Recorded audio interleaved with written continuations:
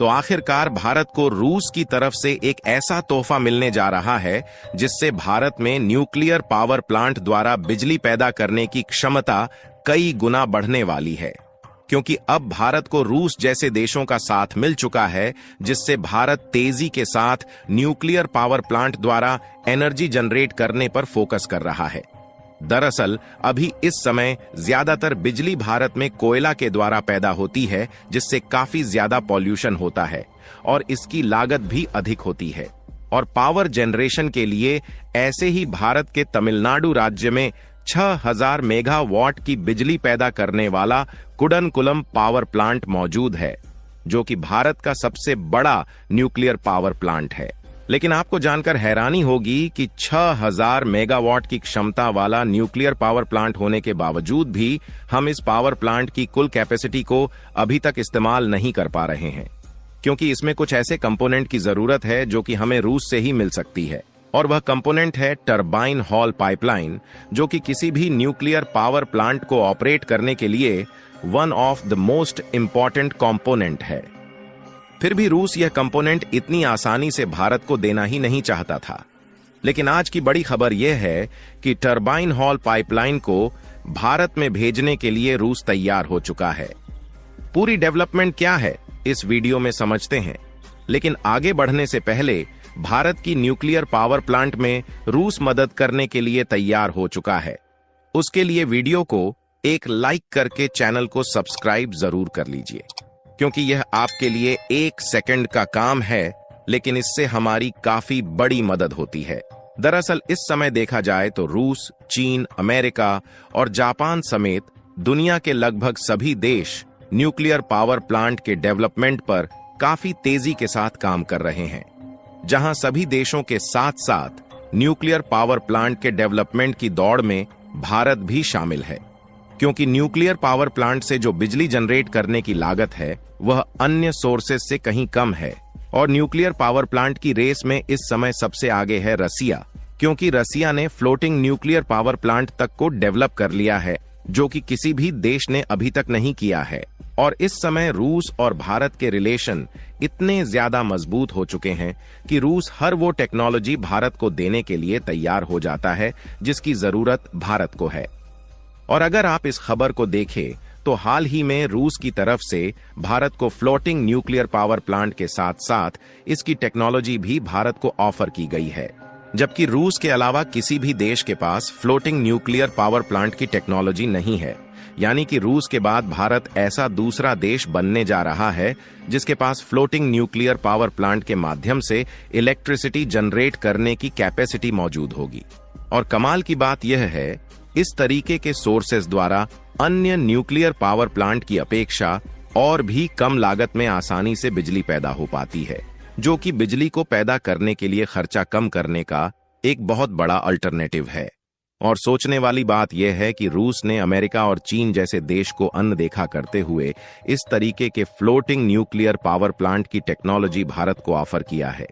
और आपको जानकर हैरानी भी हो सकती है कि इसके डेवलपमेंट पर चीन, रूस और जापान कई साल पहले से ही काम कर रहे हैं, लेकिन अभी तक इसमें सफलता नहीं मिल पाई है।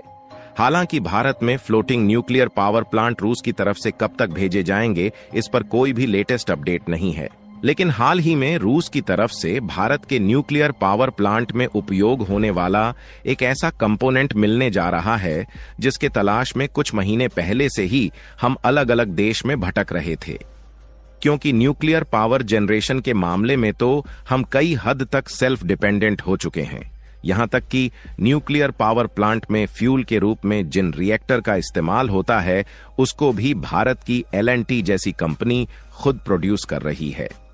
लेकिन कुछ ऐसे कंपोनेंट और टेक्नोलॉजी है जिनके मामले में हम आत्मनिर्भर नहीं हो पाए हैं, और इस समय भारत न्यूक्लियर पावर प्लांट के लिए अलग अलग कंपोनेंट की सप्लाई के लिए कई हद तक यूरोपीय देशों पर निर्भर है।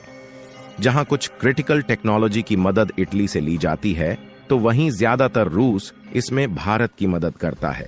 लेकिन केवल भारत ही ऐसा देश नहीं है जो कि अपनी न्यूक्लियर पावर प्लांट को ऑपरेट करने के लिए अलग अलग कंपोनेंट के खातिर दूसरे देशों पर निर्भर है, बल्कि सच तो यह है कि अभी तक कोई भी देश न्यूक्लियर पावर प्लांट के मामले में पूरी तरह से महारत हासिल नहीं कर पाए हैं, बल्कि सभी देश किसी न किसी मामले में एक दूसरे पर ही निर्भर है।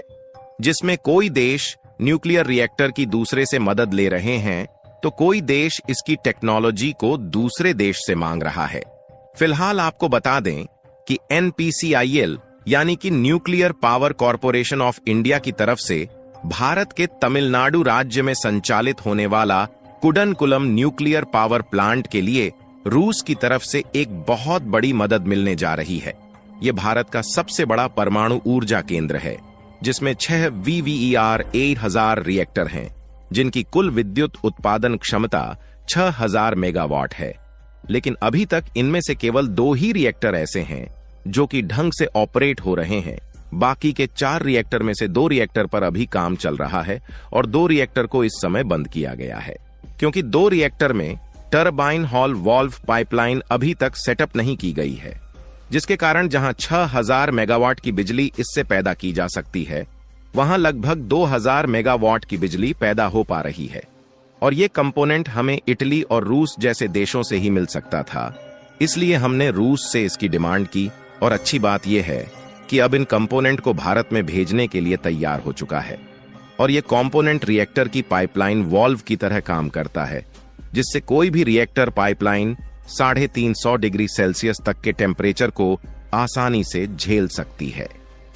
इसका जो डिजाइन है वह Russian state nuclear power corporation की तरफ से तैयार कर लिया गया है, और इस रशियन फर्म का कहना है कि जल्द ही इसको भारत में डिलीवर्ड भी कर दिया जाएगा। रिएक्टर में इस्तेमाल होने वाली इस तरीके की जो पाइपलाइन वाल्व होती है, उसमें लिक्विड और गैस की सप्लाई होती है, जिनका टेम्परेचर लगभग 300 डिग्री सेल्सियस के आसपास होता है। इसलिए इनमें विशेष प्रकार की मेटल को एक साथ मिलाकर बनाया जाता है, यानी कि हम कह सकते हैं कि इनका इस्तेमाल हाई टेम्परेचर कैपेसिटी के साथ पाइपिंग सिस्टम के लिए किया जाता है। फिलहाल इस कंपोनेंट की रूस के द्वारा भारत में डिलीवरी होने के बाद यह बात तो तय है कि तमिलनाडु की जो सबसे बड़ी Kudankulam nuclear power generation plant है, उससे 6000 मेगावाट की बिजली जनरेट होने लगेगी।